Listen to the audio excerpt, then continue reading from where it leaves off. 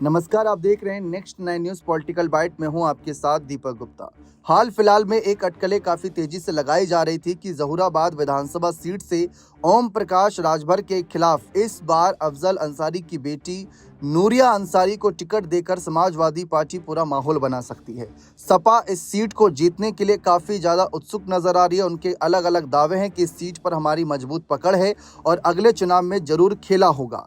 लेकिन खेला कौन करेगा? क्या नूरिया अंसारी के जरिए ये खेला करवाएंगे या किसी और के जरिए? अब जब ये सवाल उठने शुरू हुए तो इन सवालों का जवाब बड़े नेता देते नजर आए। उन्हीं में से एक हैं धर्मेंद्र यादव। जी आप सभी को बता दें कि धर्मेंद्र यादव ने इस मामले पर अपनी बात रखी।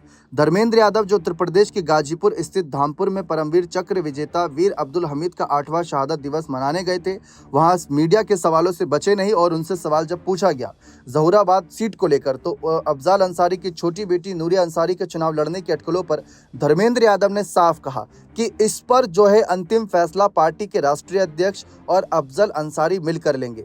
इस बार ज़हूराबाद सीट पर हालात समाजवादी पार्टी के पाले में जाएगी, ये बात उन्होंने साफ तौर पर भी कह दी। इसके साथ साथ अब्बास अंसारी के मामले पर भी उन्होंने कहा कि अंसारी के बरी होने और सदस्यता बहाल होने में कई अड़चनें आई। जिस दिन कोर्ट ने सजा सुनाई थी उसी दिन रविवार को नोटिफिकेशन जारी कर दिया गया था, लेकिन उच्च न्यायालय का फैसला आने के बाद भी सदस्यता बहाल करने में देरी की गई।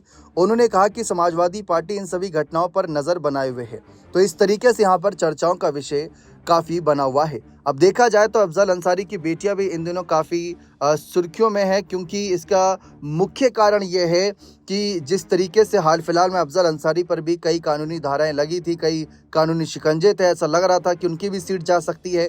तो उनकी बड़ी बेटी नुसरत अंसारी को लेकर चर्चा थी। बात करूं 2022 के चुनाव की तो 2022 का विधानसभा चुनाव सपा और सुभाषपा ने साथ मिलकर लड़ा था। सपा ने अपना कैंडिडेट इस सीट पर नहीं उतारा था, ओपी राजभर उतरे थे, जिन्होंने 45,000 प्लस वोटों से बीजेपी के कालीचरण राजभर को हराया था। बीएसपी के भी अगर हम बात करें, फातिमा ने 53,000 वोट हासिल करे थे।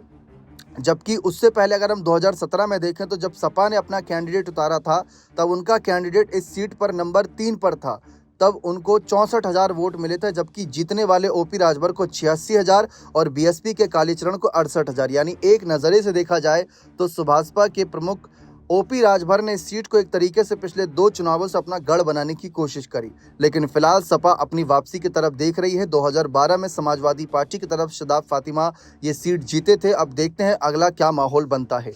बने रहें चैनल के साथ। बहुत बहुत शुक्रिया।